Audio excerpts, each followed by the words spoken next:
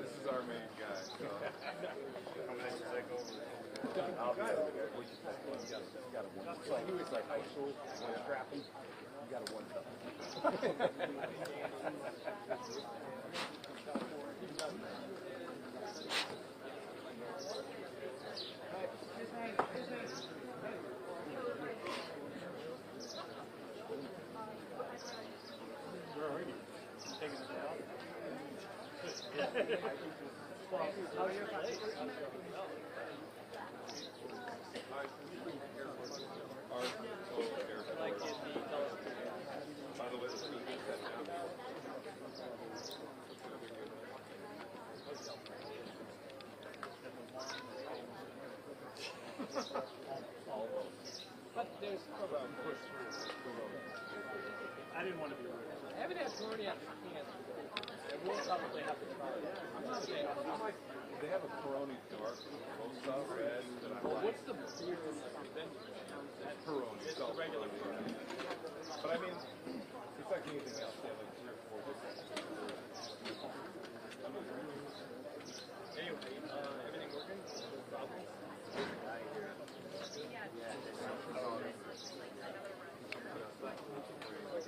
I'm going to turn this off.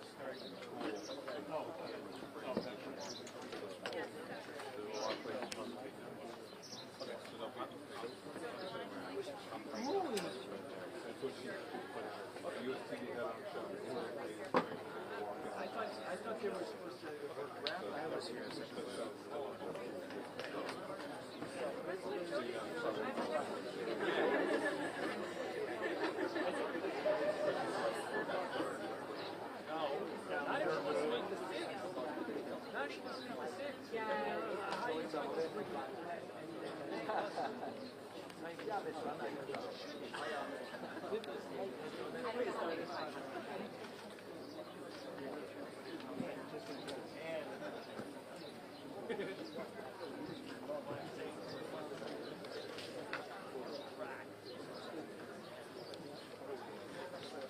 What's up? Even on a PlayStation. Yeah.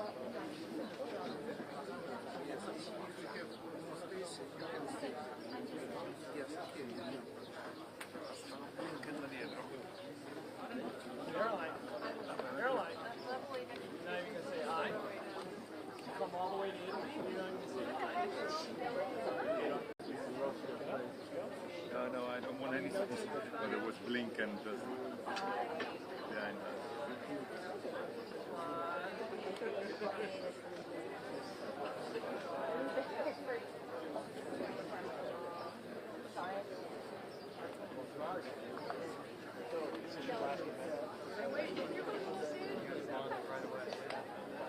not get up. Yeah. Do not get up. How do they explain that? So is it because we're still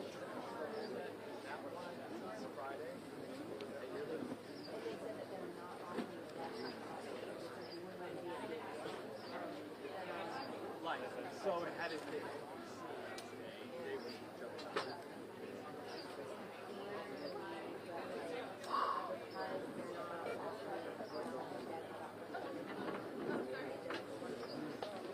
You know what? It showed up on kayak.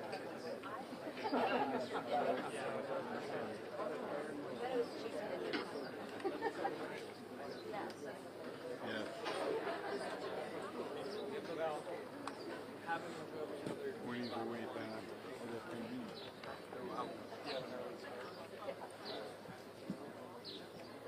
The 15 minutes of almost gone. on plane.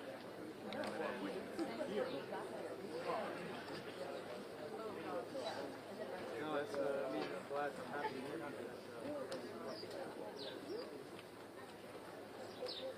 You're working your way up to that 6-hour Indian nature. Yeah.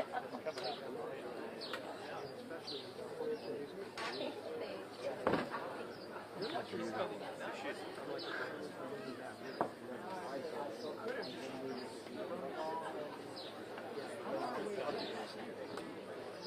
Beating.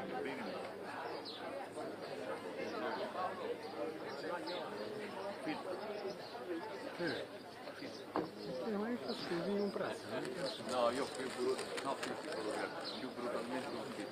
Sei gentilissimo, grazie davvero. Oh, Ah, Intervista.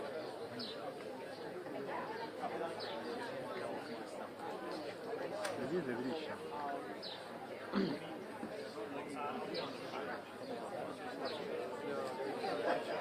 Non ho mai visto.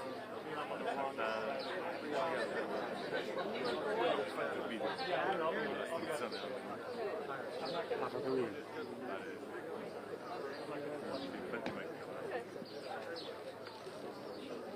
Lui viene come agile, poi era ufficio stampa era presidente della Camera. Wow.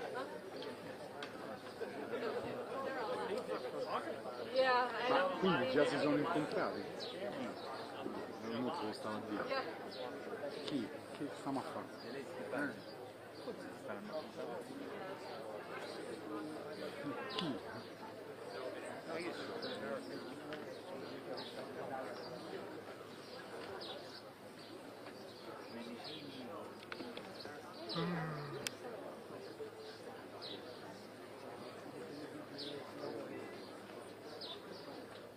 Quindi firmano pure qualcosa, giusto? Sul tavolino.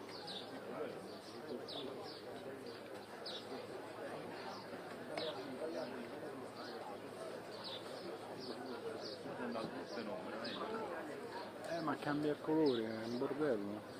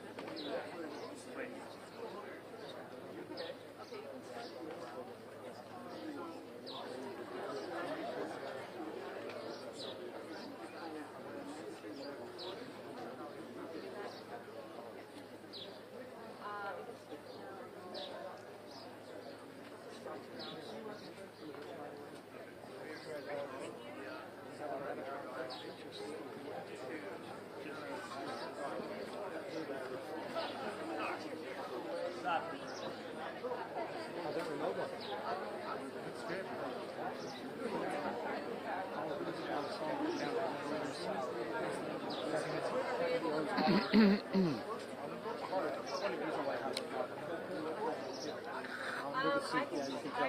No, I saw you. Put it over Yeah, here. the same, the noise, I think so many people that do this. Yeah. So it's definitely No, don't talk to him. He may be Are you here? Yes. Just you guys can share. And he's very tall, so he can go right now. I just thought I'd introduce you so you play now. Sometimes it's always an advantage to be tall. He's always shooting over my head.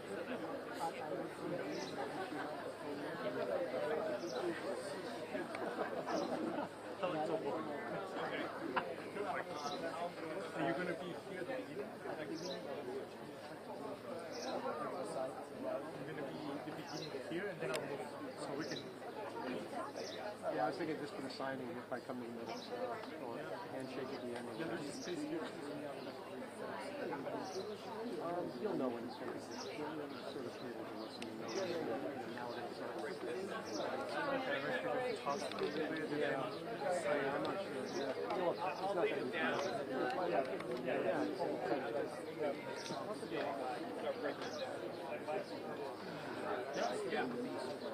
Me too. I'm glad you're here. Have fun with it. Yes, it was great talking to you.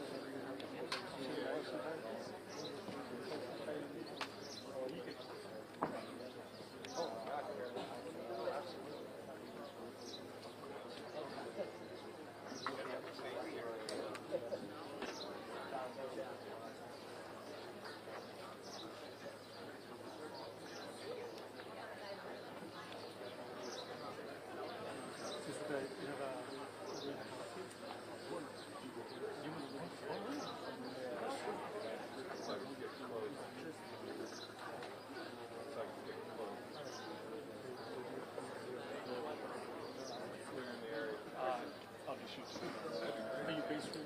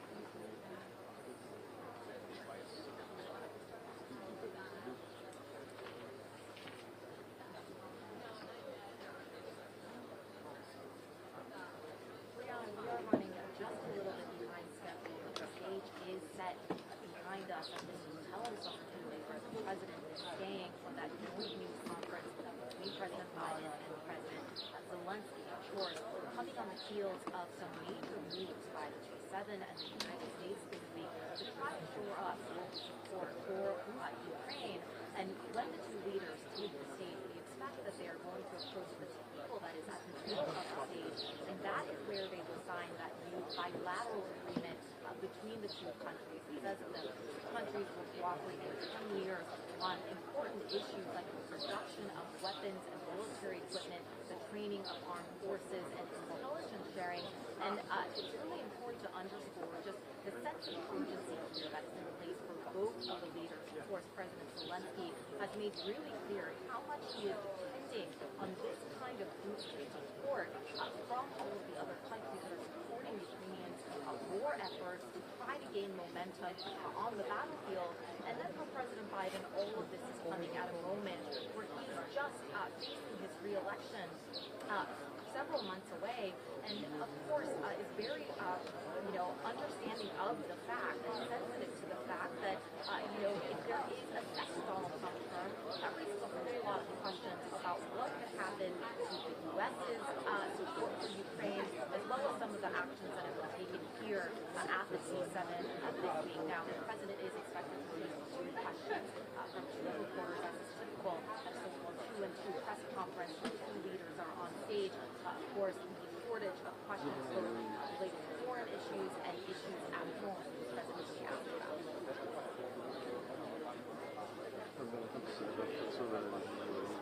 Una versione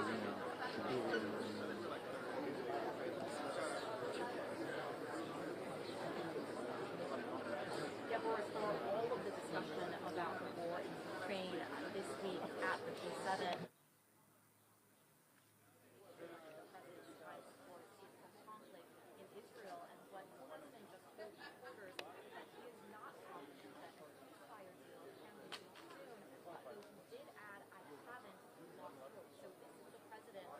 publicly confirming what has become really evident the last couple of days that the ceasefire negotiations have been ongoing for so many months, appear to have once again stalled after Hamas responded to the latest Israeli proposal requesting additional changes. We did see Secretary of State Antony Blinken earlier this week expressing frustration at the state of development and really even questioning whether the group is interested in the war coming to an end. And this certainly has to be a really frustrating moment for President Biden as well. This is so much on the line as he has tried to navigate this war and has certainly paid a political price at home throughout the course of the year.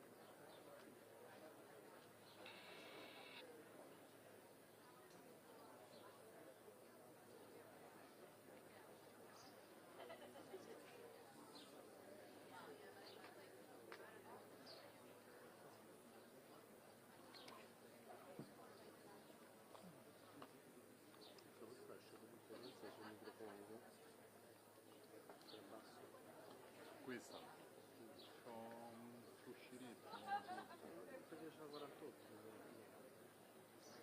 poi se lo sai però mi ha detto che pure quello a fianco c'era pure lui ce l'ha se mette più 48 però comunque non è pulito manco a me. non è pulito manco a me mi sa che a me che non mi entra proprio a me dai ci ho provato no vabbè mo provo a vedere basta che arriva basta che arrivano basta che arrivano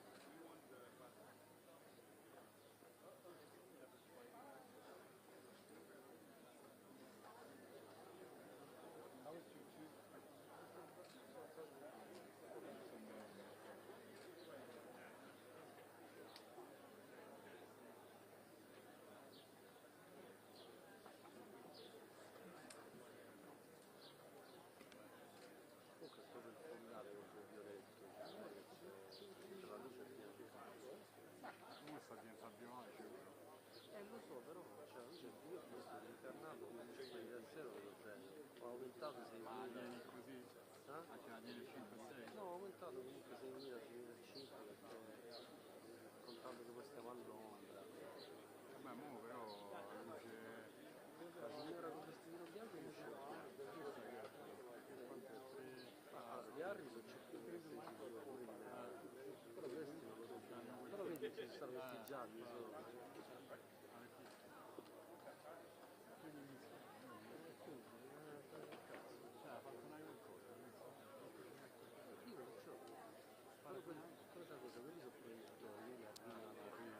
infatti proiettano pure le ombre, diciamo. E sono quelle gialle che stanno vedendo sui nipoti. C'è queste qua bianche di chinota che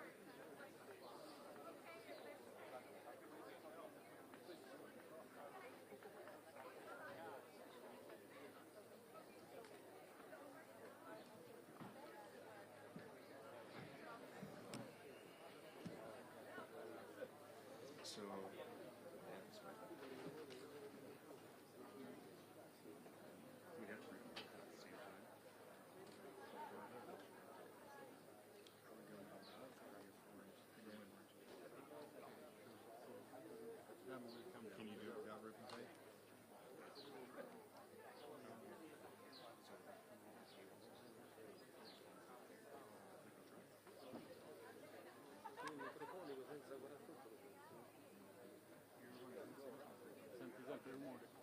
Senti sempre... E c'è il rumore di fondo, cioè il guadagno. Non è comodo. Ah, sì.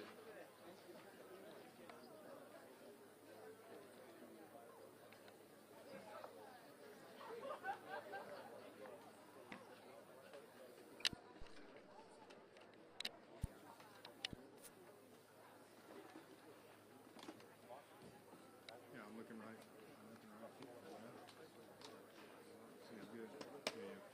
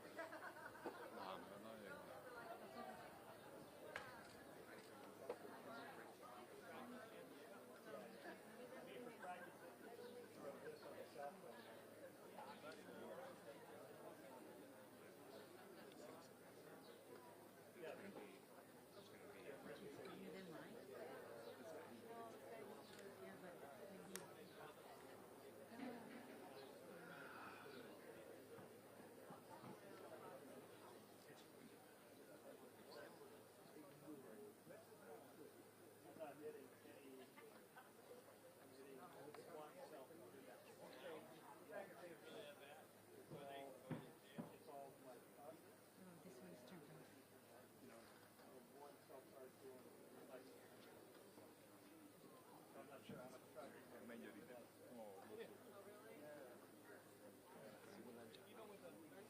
Sei così piccolo, così.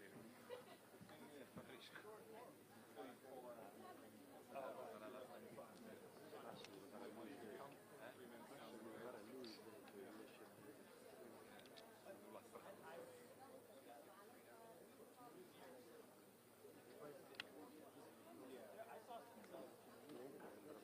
corrente.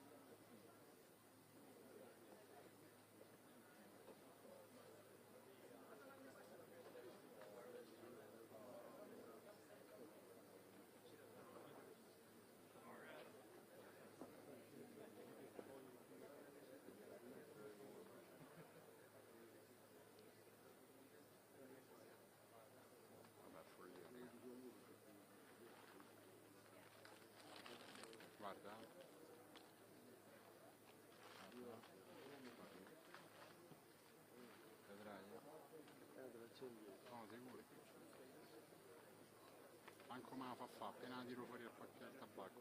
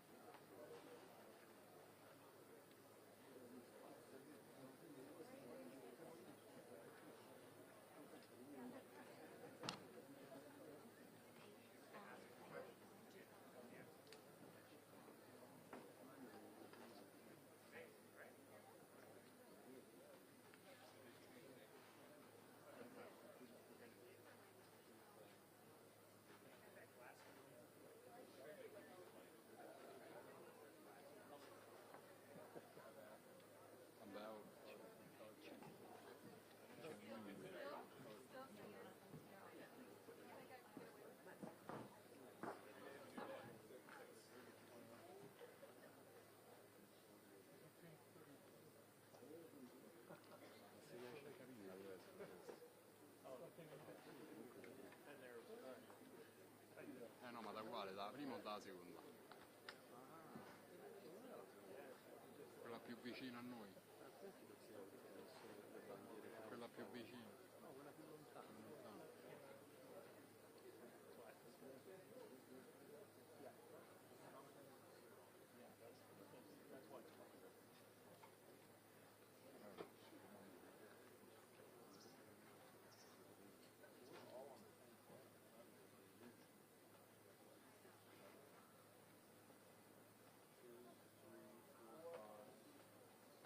You guys mind if I check in with Heather first?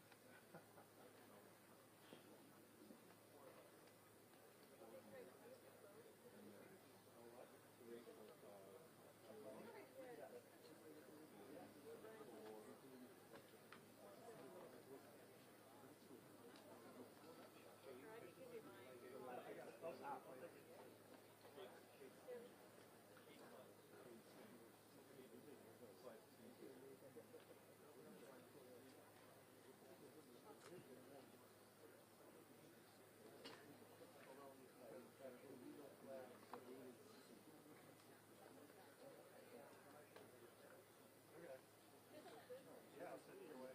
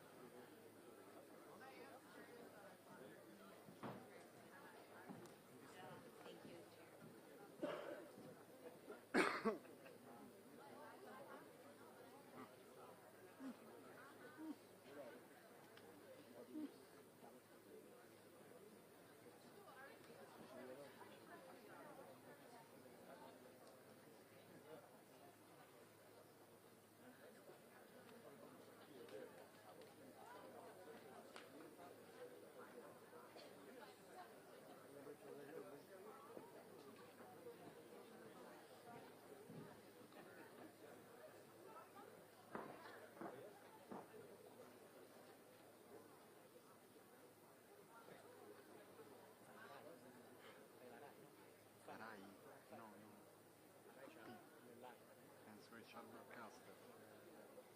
Credo di sì.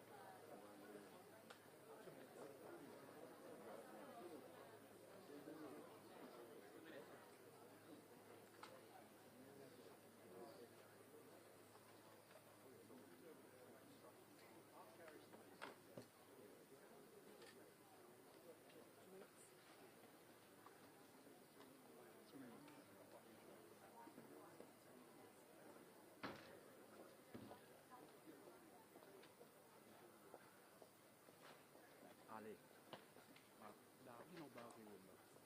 Dall'arco. Dall'archetto. Però non te lo... No, so,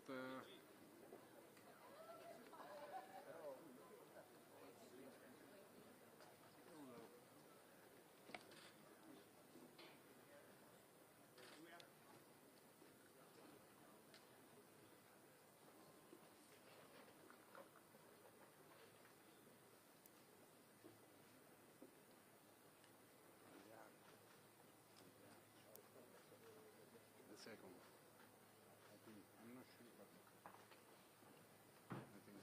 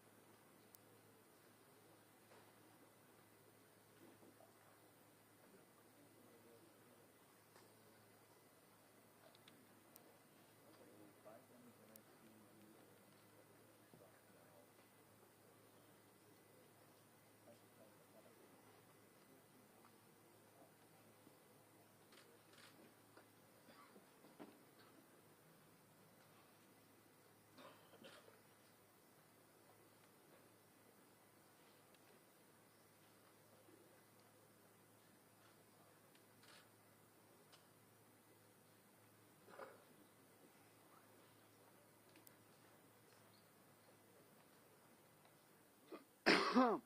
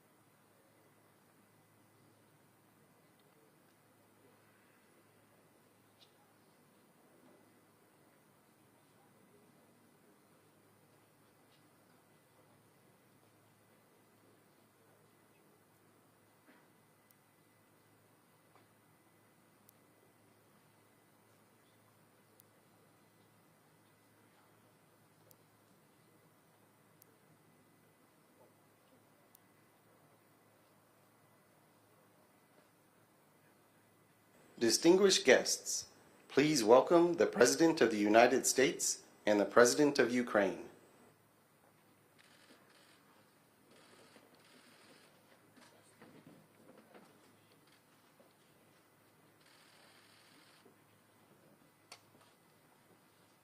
Both leaders will now sign an historic new bilateral security agreement between the United States and Ukraine.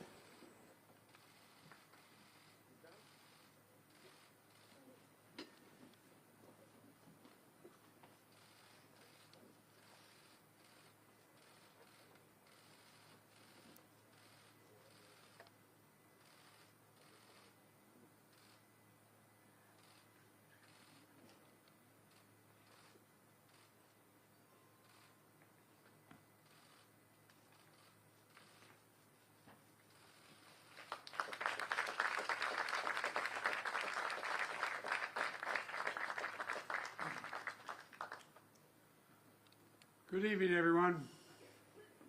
Last year at the NATO summit in Lithuania, the United States brought together every member of the G7 to sign a joint declaration of support for Ukraine. 25 additional countries joined us quickly. Each agreed to forge long-term bilateral commitments with Ukraine. President Zelensky and I have just now signed that agreement between the United States and Ukraine. Our goal is to strengthen Ukraine's credible defense and deterrence capabilities for the long term. A lasting peace for Ukraine must be underwritten by Ukraine's own ability to defend itself now and to deter future aggression anytime in the future.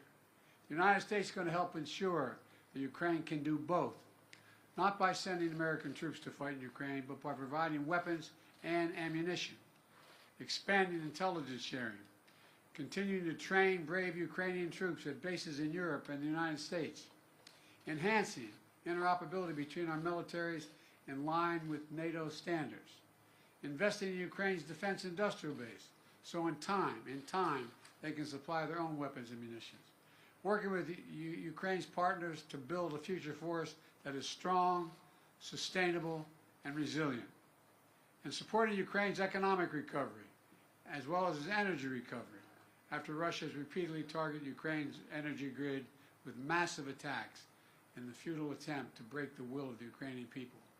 All these lines of efforts and others are laid out in this agreement. Additionally, the G7 achieved a significant outcome this week on the matter of Russia's frozen assets in Europe and other places outside of Russia. Back in 2022, 2 days after Russia's invasion, members of the G7 and the European Union worked together to freeze $280 billion in Russian central bank funds outside of Russia. I'm very pleased to share that this week, the G7 signed a plan to finalize and unlock $50 billion from the proceeds of those frozen assets, to put that money to work for Ukraine. Another reminder to Putin, we're not backing down.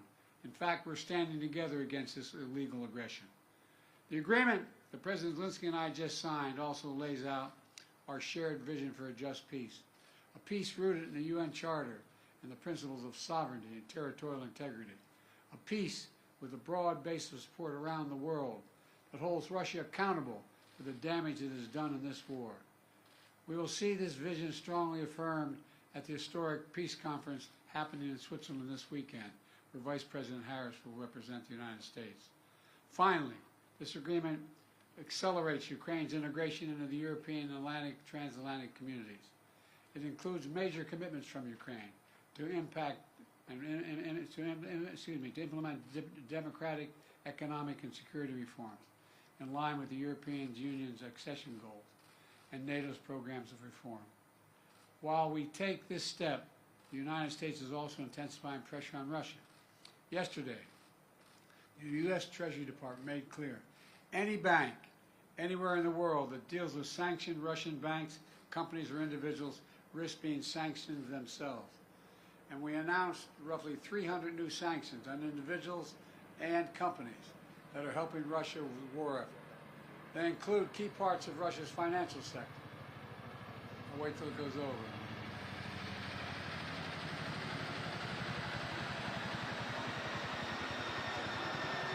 as well as individuals and entities that supply Russia with items critical to its defense production, like microelectronics,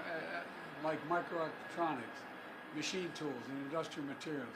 We also sanction more Russian future energy projects, that Russia's natural gas oil projects that are under construction and are not yet fully operating. Putin is counting on revenues from these projects. Our sanctions will disrupt those plans. Plus, at the G7, we discussed our shared concern about countries like China, who are supplying Russia with materials they need for their war machine. And we agreed to taking collective action to push back against that activity. Let me close with this. We've taken 3 major steps at the G7 that collectively show Putin he cannot wait us out. He cannot divide us. And we'll be with Ukraine until they prevail in this war. First is the bilateral security agreement just signed. Second, historic agreement to provide $50 billion in value from Russian sovereign assets to Ukraine. And third, an agreement to ensure our sanctions efforts disrupt third countries that are supplying Russia's war efforts. That will increase pressure on the Russian economy. Collectively, this is a powerful set of actions and will create a stronger foundation for Ukraine's success. 2.5 years ago, Putin unleashed a brutal war in Ukraine, and it's been a horrifying ordeal for the Ukrainian people who are so brave and incredible. It's also been a test for the world. Would we stand with Ukraine? Would we stand for sovereignty, freedom, and against tyranny? The United States, the G7, and countries around the world have consistently answered the question by saying, yes, we will. We will say it again. Yes, again and again and again. We're going to stand with Ukraine. And thank you, and I now yield to my friend from Ukraine, President. Thank you so much, Mr. President Biden, dear President, dear journalists, dear Ukrainians, dear Americans, and thank you so much. Thanks, Italy and Georgia, for an invitation. Dear friends, today is a truly historic day, and we have signed the strongest agreement between Ukraine and the US since our independence. And this is an agreement on security and thus on the protection of human life. This is an agreement on cooperation and thus on how our nations will become stronger. This is an agreement on steps to guarantee sustainable peace, and therefore it benefits everyone in the world, because the Russian war against Ukraine is a real global threat. I thank you very much, Mr. President, for your leadership, which is reflected in particular in this agreement and in your years of support for Ukraine. I thank our teams, both teams. Thanks very much for making sure that the details of the agreement are really good. And of course, I want to thank every Ukrainian soldier, all our people whose courage made this level of alliance between Ukraine and the United States possible. And I'm proud of our people and what Ukraine can do, and I'm very grateful to all Americans, to everyone in America who strengthens American leadership. So, under the points of the agreement, first, the agreement contains a very detailed, legally binding part, and this means the credibility of America's support for our Ukrainian independence. Secondly, security commitments from the United States are based, among other things, on the sustainability of security and defense support, not only for the duration of this war, but also for the period of peace after the war. And we will definitely ensure peace. Third, it clearly states that America supports Ukraine's efforts to win this war. Fourth, the agreement has good provisions on weapons for our defense, whereas specifically on the Patriot systems, whereas specifically on the supply of fighter squadrons to Ukraine. That's right, plural squadrons, including but not limited to F-16s. We have worked for a long time for this. The agreement is also very specific about the supply of the necessary weapons, joint production, and strengthening of the defense industries of our countries through our cooperation. And this is something that will not only provide security, but also new, good jobs for Ukrainians and Americans. The agreement also outlines what is needed in terms of intelligence information. The agreement contains key aspects of protecting the lives of our people. Fifth, it is very important that the agreement also addresses the issue of Russia's just responsibility for this war and its attempts to destroy Ukrainians. America supports both fair compensation for the damage caused by Russian strikes and working out ways to ensure that frozen Russian assets are used to protect and rebuild Ukraine. The agreement also includes sanctions and export controls that will make Russia feel the pain for what it is doing against the freedom of peoples. And two more things. I'm grateful that the philosophy of our security agreement is in fact the philosophy of the alliance, and that is why the issue of NATO is covered through the text of the agreement. It states that America supports Ukraine's future membership in NATO and recognizes that our security agreement is a bridge to Ukraine's membership in NATO. It is very important for all Ukrainians and for all Europeans to know that there will be no security deficit in Europe which tempts the aggressor to war and makes the future uncertain. Now we are clearly defining everything. We will cooperate for the sake of victory, make peace guarantees effective, and provide the necessary security for our people. And thank you, Mr. President, for your leadership in the G7's decision on 50 billion loan for Ukraine. It's a vital step forward in providing sustainable support for Ukraine in winning this war. Russian immobilized assets should be used for defending lives of Ukrainians from Russian terror and for repaying the damage aggressor caused to Ukraine. It's fair and absolutely right. Mr. President, thank you, your team. I would also like to thank the United States Congress for their support, both parties, both chambers. Thank you, and thanks to every American heart that does not betray freedom and supports us. Slava Ukraini!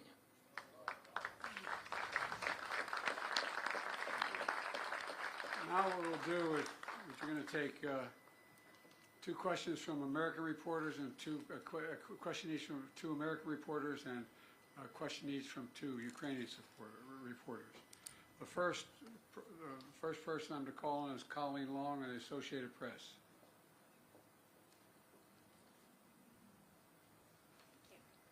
Thanks, Mr. President.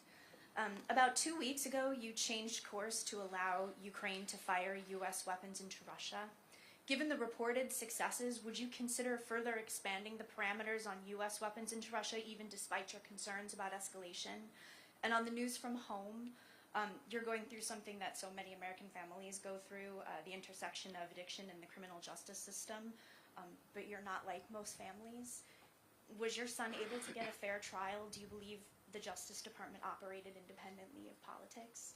And for President... Let me answer your question and you ask his question, okay? With regard to the first question, it is clear that the near abroad, meaning just across the line of the border with Russia and Ukraine, that it makes a lot of sense for Ukraine to be able to take out or combat what is coming across that border. In terms of long-range weapons, longer-range weapons into the interior of Russia, we have not changed our position on that sort. With regard to the question regarding the family, I'm extremely proud of my son Hunter. He has overcome an addiction. He's one of the brightest, most decent men I know.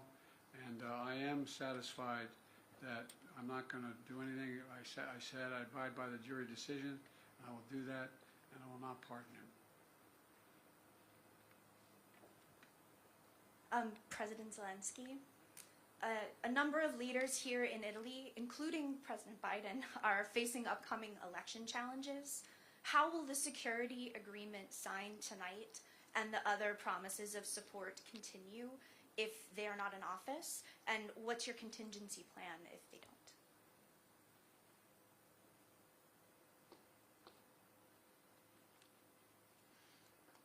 Дякую вам за запитання. If I can I answer in Ukrainian language? Yes, thank you so much. Передусім, я хочу подякувати народам всіх країн, безумовно, Сполученим Штатам, країнам Європи, інших континентів, які нас підтримували з самого початку абсолютно несправедливої війни Росії проти людей України. І саме так вони вбивали людей. Домівки, територія, все це дуже важливо, це частина життя, але перш за все люди, життя людей. Розумієте? Так, і тому ця війна була несправедлива з самого початку. Війна цього зла, ім'я його Путін, проти людей України. І він вбив дуже багато людей. Казати, що це не він, що це військовий, це інструмент для нього. Розумієте, він грає на цьому інструменті.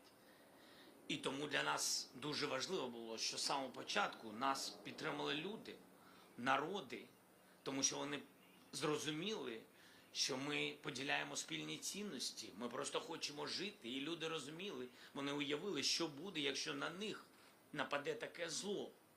І тому нас люди підтримали. І я дякую і президенту Байдену, і іншим лідерам, які з самого початку вторгнення Путіна почали нас підтримувати. Вони базуючись на своїх цінностях. Вони базувались на голосі їх людей, їх народів. І без народу це неможливо. І я впевнений, цей народ обирає собі лідерів, обирає президентів. І мені здається, що кого б не обрав народи, передусім, мені здається, все залежить від єдності всередині тієї чи іншої держави. І якщо з нами буде народ, то будь-який лідер також буде з нами в цій боротьбі за свободу.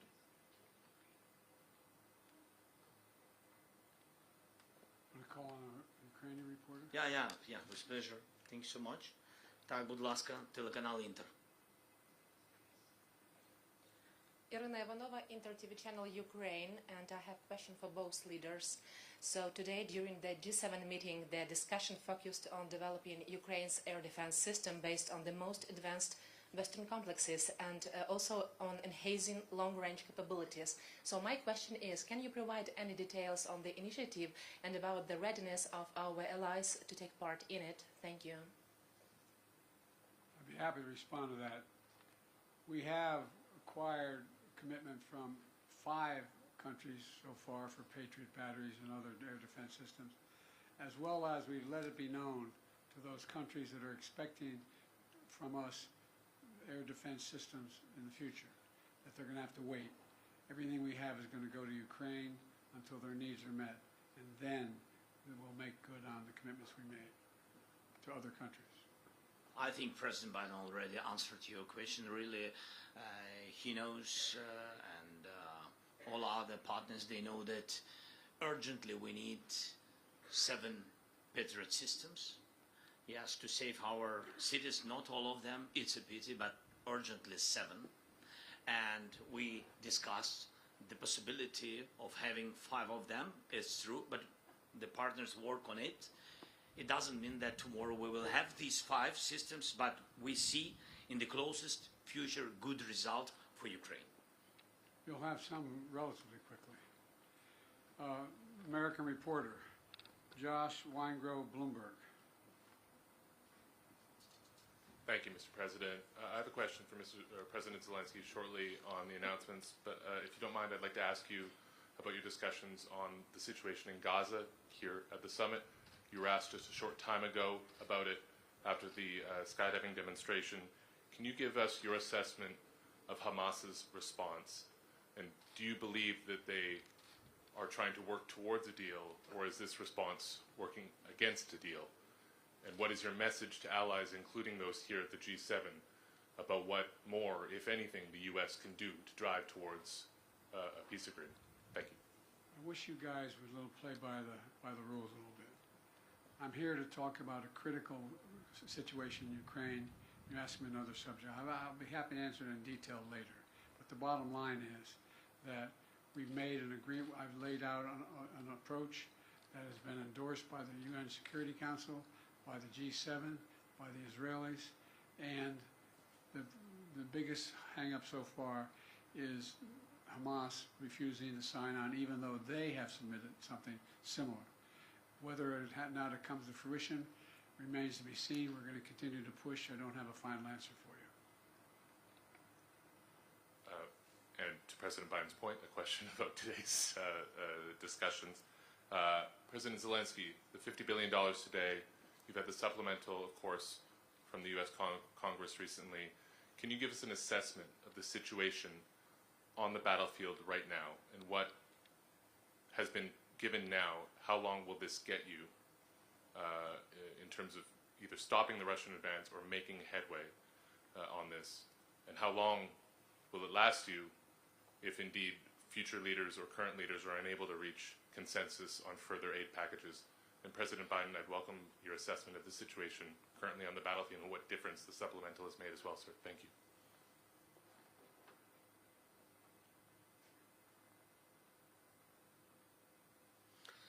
Дякую за ваше запитання. Ми дійсно очікували фундаментального пакету підтримки в Конгресі Сполучених Штатів Америки. І ми дійсно, це була велика пауза для наших воїнів передусім. Але важливо, і ми вдячні, що наприкінці ми маємо цей пакет, і це точно посилить наших воїнів. Так, це дало можливість за цю паузу 6-8 місяців ворогу спробувати окупувати Харків. Але ця спроба була зупинена нашими воїнами. Була дана відсіч і, незважаючи ні на що, зірвали їх всі плани. Мені здається, що це найголовніше. Що дає цей пакет, який прийде? Цей пакет дає можливість укомплектувати ті резерви, тих хлопців, ті бригади, які готові, для того, щоб вони можливість дали ротаціям, щоб ті хлопці, які втомлені, які на полі бою, щоб могли вони відпочити, щоб могли бригади відновитись, щоб замість них вийшли інші бригади з технікою. Ось що дає цей пакет. І підняття морального духу, і підняття сили наших бригад. Мені здається, що це найголовніше. Наскільки це вистачить? Дивіться, ми без пакету тримались 8 місяців. І ніякого успіху у русських не було. І тому питання, наскільки вистачить, мені здається правильніше, наскільки вистачить єдності в світі, єдності в Сполучених Штатах разом з європейськими лідерами. Як будуть впливати ті чи інші вибори на цю єдність? Мені здається, на це потрібно дивитись саме так. Зберегти єдність, зберегти цілісність світу, цілісність демократичного світу. Тому що, якщо не витримає Україна, не витримає, я впевнений, демократія багатьох держав. By the way, the idea that we had to wait till we passed the legislation overall, being held up by a small majority of our Republican colleagues, was just terrible. And there's a lot more money coming beyond what's already come in the other tranches that are available now that we've passed the legislation. So they'll have what they need and get it there as quickly as we possibly can. Thank you so much, Mr. President. Telegraph, будь ласка. Telegraph, please. Good evening. My name is Yaroslav Zharin of Telegraph UA. Thank you for this opportunity. I have a long way from Kyiv and have enough time to prepare such long question. Firstly, to Joe Biden. Mr. President, the additional Ukraine Supplemental Appropriations Act that you signed mandated the submission of strategy war for the war in Ukraine within 45 days after its enactment. This deadline passed on June 8th, and now yet the international community has not seen this strategy. Has it been developed? And if the strategy is classified, what step does your administration plan to take to hasten Ukraine victory in the war? It's my first question. The second will be to the President. What was the last part of your question? Has it been developed, this strategy, and what steps does your administration plan to take to victory Ukraine in the war? The steps we're going to take to make sure that Ukraine has victory and that Russia does not prevail is continued support, what we just signed. We signed that, and a significant number of nations have signed it. We have convinced the G7, we've got support of the G7, and quite frankly, 48 other countries. We sat with the Prime Minister of Japan, South Korea. We have 50 nations have signed up beyond NATO and the G7. And so we're going to stay as long as it takes. With regard to the plan, that is a plan in process now. We're discussing with our Ukrainian friends exactly what it would be. We have a lot of movement toward that. We know the outlines of it. We have not done the detail of it all. But we know what Ukraine is capable of doing when given the material to defend themselves, and that's exactly what they're doing now. І друге запитання до президента Зеленського буде українською. Останнім часом ви зробили ряд досить різких заяв на адресу Китаю, і при цьому в пресі поширюються чутки про можливий початок поставок китайського озброєння до Російської Федерації. Окрім цього, Китай, ймовірно, просуває власний мирний план серед інших країн. Які мотиви у Пекіну зараз? Чи можливо, на вашу думку, переломити бачення Китаю і яка в цьому роль Сполучених Штатів? Ну і, мабуть, фінальне запитання. Чи є, на вашу думку, Китай спільником Росії у війні проти нашої нації? Дякую. Скільки? Too many questions. Okay, but yes, I understood that your trip was long.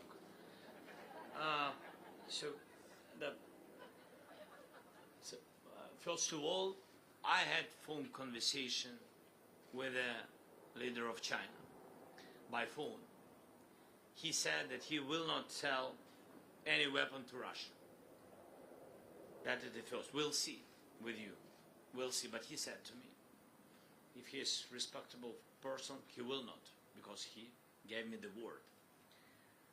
The second, you know very good with details our peace formula. It's very open for everybody, basing on Charter, yes, UN, and you know that it bases on next principles: territorial integrity, sovereignty, nuclear security, food security.